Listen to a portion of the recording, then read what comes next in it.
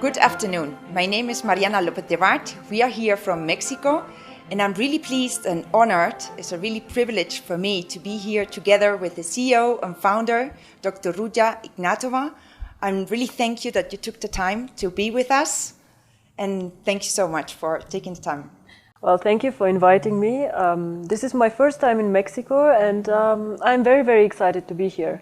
I like the city, I like the country very, very much, and you all know that for OneCoin, Latin America is a very, very strategic market because we believe that a lot of users are here in Latin America. And very, very soon we will open also an office in Mexico. So I'm looking extremely forward to the event here and to meeting as many leaders as I can actually here on site. So thank you for taking the time and doing this interview with me. Thank you, my pleasure. We know you are a really sure personality, really close to the people. Mostly from the other cryptocurrency owners, nobody knows who they are. And you, from the first day, you are there, you are really approachable. And we can see you in events, we can see you in meetings. We even saw you and you took the time with us in the head office in Sofia. The purpose also of this interview is that we know a little more about Dr. Ruja Ignatova. We want to know a little bit more about the face and the heart of OneCoin, the cryptocurrency which is revolutionizing the world. Well, I don't think I'm so interesting, but let's see what you want to know. Okay, let's go. Why did you actually choose to be a public personality instead of hiding like other people, like Bitcoin founder, for example? I think why we chose to go this way is because OneCoin is different from Bitcoin. I always say we're very grateful to Bitcoin for being the pioneer in the industry and actually to inventing the blockchain, inventing this concept. But when I started to think about cryptocurrency, I wanted to create a cryptocurrency for the mass market, for everyone. And I believe if you create something good and if you create something big, you not only don't need to be ashamed, but you also don't need to hide. We are very, very proud of our work. We, when I say we, I mean the whole team, the whole, I believe also the whole 2.5 million people who are with us. So how can I expect people to go out and to speak about OneCoin if I would hide and not speak about OneCoin? I'm very proud of what we have created. I am still very pleasantly surprised of the success that we have, and I believe it was the right time for the right idea. And OneCoin is known to be a transparent cryptocurrency and to be an approachable, trustworthy cryptocurrency. And I don't think we would have been where we are if the currency would have no face, if people could not ask questions, if people would not know who we are. Exactly, exactly. The Brexit and the following collapse of the pound is a clear example how fragile our financial system is. Mm-hmm. Where do you think this current financial system is going to? Well, we need a financial system and we need the traditional banks. So traditional banks will never go out of business. But of course, countries always go through crisis. For example, I'm from Eastern Europe. I remember how we went to huge inflation. We have countries where the government is not stable. We have countries where they have different crises. And I do not think that cryptocurrency should compete with fiat currencies. I see cryptocurrency more like virtual gold. There's always have been demand for gold in the world. Why do people buy gold? Because they want to have some security, some independent value from their government or from the fiat money. And this is what I believe is why cryptocurrency is so good. And the second thing, again, you have the limited amount of coins. So you cannot print as many coins as you want, as a lot of, national banks do. So which role do you think OneCoin will play in it? Well, I hope that OneCoin will become the cryptocurrency of the people, like Facebook is the social media of the people of choice. I would like OneCoin not to be a coin for speculators. This currently is maybe Bitcoin, but I would like OneCoin to be a very stable currency, the first choice for merchants, and the first choice for people on the street who want to use cryptocurrency. I see us something like PayPal, like Western Union. This is where I want us to be, where normal people can use it very, very simply. And I hope one day that OneCoin will be the synonym of cryptocurrency and not Bitcoin. So whenever people speak about cryptocurrency, that OneCoin will be one of the big examples they will use. New technologies are still male-dominated industry. How does it feel to be a super boss lady in this field? Not only technology, we still live in a male-dominated society. A lot of the top jobs are actually still with men, but I see more and more women get involved in jobs like this, more and more women having fun and doing things. I, for example, like numbers a lot, yeah? So this is why I chose an industry like this. I like finance, I like numbers. I feel actually very happy to be where I am. I don't know how I would feel if I was a man, but I feel that I do the right things and things that excite me. As long as I like going to work every morning, I'll continue working. Nice. According to a recent study from the Cambridge University Economic Department, they said women tend to be more social and more humanistic vision in economics. But still, 1 of every 4 students are just women. Well, first of all, there's a choice, of course, that we as women make. What do you want to study? And a lot of us still study the softer skills and like education, arts, and so on. I believe it's important that we have equal access to education, very, very important, and somehow that we make also science touchable for girls and for women. So if you're not scared, for example, of maths or computer sciences, of course you as a girl might want to go and try it. So I believe that we as mothers also have to tell our girls that they can do whatever they want.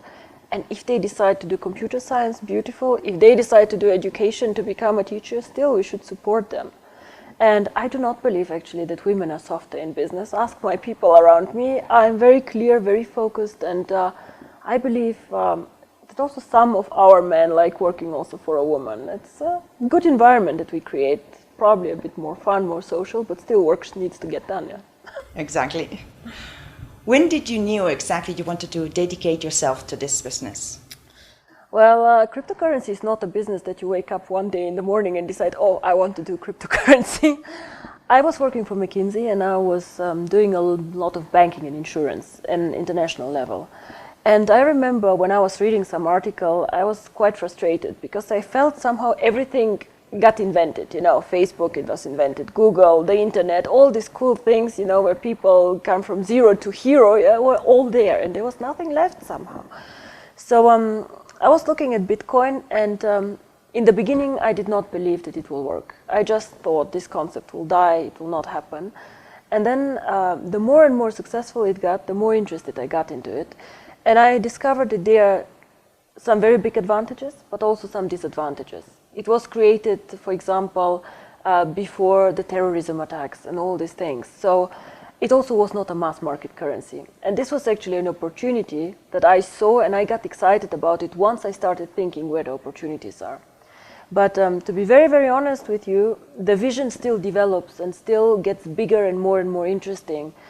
A lot of our users come to me and say, should we do this and that? And a lot of new ideas actually come up. And it is still very, very exciting. And until we make it to the top, I think I will not stop doing this. But I, of course, enlarge the team and get more and more support from professional people. Because one person alone cannot do it and should not do it. Yeah. Who inspired you? It's a very difficult question. And I think speaking about role models, there's not one role model that I would say, oh, it was him or her. From the females, I had the luck to be mentored by a lady in Bulgaria who worked very close with me. McKinsey has also some very interesting ladies partners, actually. Not many, but interesting. And of course, I think currently Hillary Clinton is a very interesting person. Of course, I would not say I want to be like her, but some things really inspire me. Her dedication, persistence, and just being very focused and having a goal. So what I do is I just find people that I like, and I like this here, that there, and somehow figure it all together. Yeah. Nice example. Do you believe in luck? Well, I always say fortune favors the brave. So if you want to be lucky, you probably should create your own opportunities. And the more opportunities you create, the more, of course, the chances to be lucky. But I have to be also, again, very honest. I have met some amazing people totally by chance and by coincidence. So this has been extremely helpful for me. For example, Sebastian Greenwood, I met in a social setting, totally being introduced by a friend. And he was the one who gave us the opportunity for network marketing. Without this meeting, probably I would have done OneCoin in a totally different way. So yes, I was lucky. If I believe in luck or don't, I was really lucky in some points of time. Yeah. How is Dr. Ruja when she gets home and takes her shoes off? Well, I'm not home a lot, unfortunately. So I like reading a lot. I like going out a lot too. I think I'm not that interesting. Nothing special happens. I know people who have much more exciting and amazing hobbies than I do. But I like meeting my friends, my family, catching up on what's going on, and reading a lot. I love reading. In between all these travels, events, and meetings you have, where do you get time for your family? I don't have a lot of time, to be honest, for my family, but I want to change this a bit now. So from the 1st of October, I will do some changes and expand the management team of the company a bit. I'm having a baby, and it's a girl. Very exciting, but also a bit scary, to be honest. So you have to make the time and the priorities. Work is extremely important, but in the end of the day, also family is very important, and they give us the strength to move on and to be creative. But, you know, some of my closest friends are actually at work. Some of the best relationships I have are at work, and we come to the office in Sofia, we feel like the top management feels close and like a family. We go often out together, and this is something I like very much. Do you like animals? I like animals, yes, but I don't like pets too much. I like wild animals. I like lions. The lion is one of the jewels that I like a lot. I like them when they are very strong, the panther, the lions, you know, this wild power inside. But my brother has a lot of pets and he has 2 dogs, so I like them too, but I somehow prefer to see animals in the wild nature than being locked up in a zoo or whatever. Nice. Yeah, he told me about a project you're starting to make with animals. Well, we have the foundation, my foundation, the One World Foundation. Unfortunately, I don't have so much time for it, but I have a very good team who is dealing with it. The main purpose of the foundation is, of course, education, but the more and more we deal with causes and things like this, I get more and more passionate about child labor. So this is a cause that I want to focus much more in the next years of the foundation, because I think it is really very sad. Small children being put to work, and I saw some pictures that were really bad, and some of these things happen in our core markets, Asia, Thailand. So we really would like to do something there. But speaking about the animals, we have also some projects, because some of the team, as I said, feel very passionate about this. It's called the One Friend, and the whole office is involved in this. So they go and help animals in their free time. So they donate time and we donate money. And I don't know, they have adopted several dogs and take care of a lot of animals in their free time. So we support this too. Yeah. Oh, amazing. I love animals too. Yeah.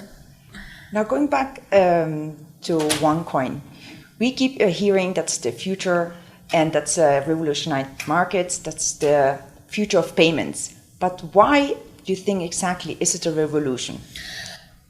The main reason I think why it is a revolution is because we have 2 billion people who are currently not banked.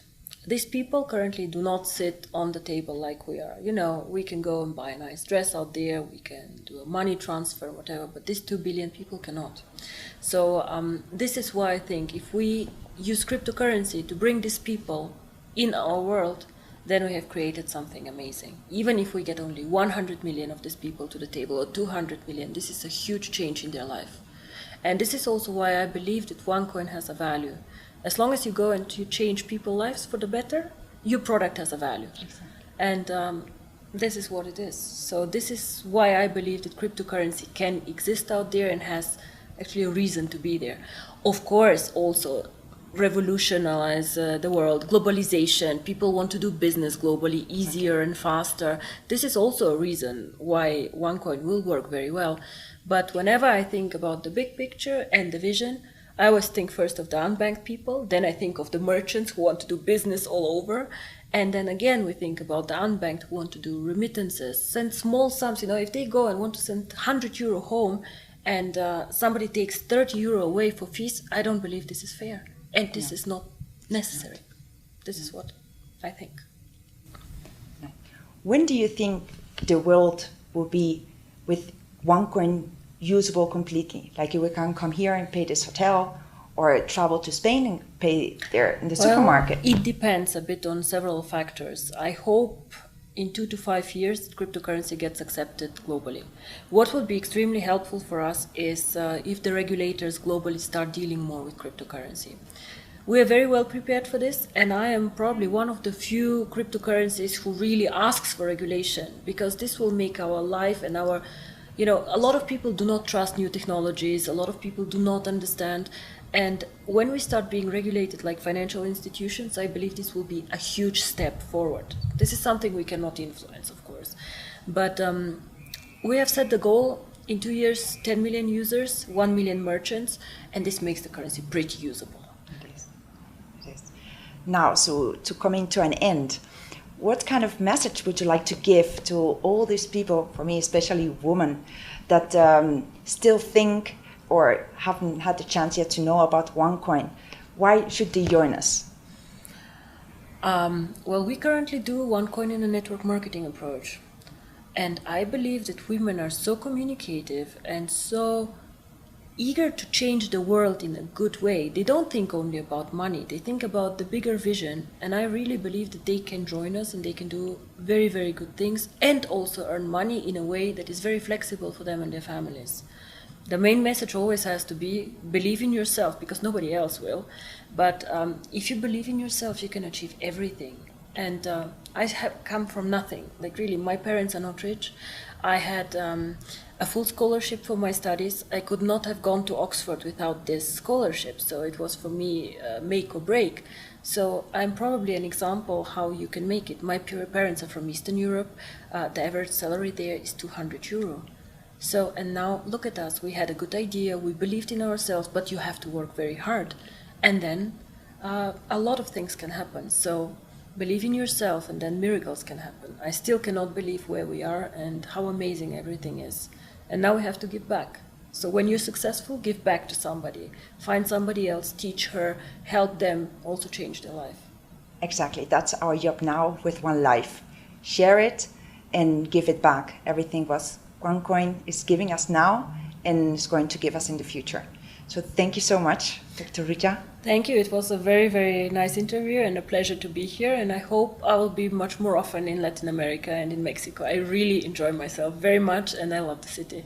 Thank you. Thank you. Thank you so much.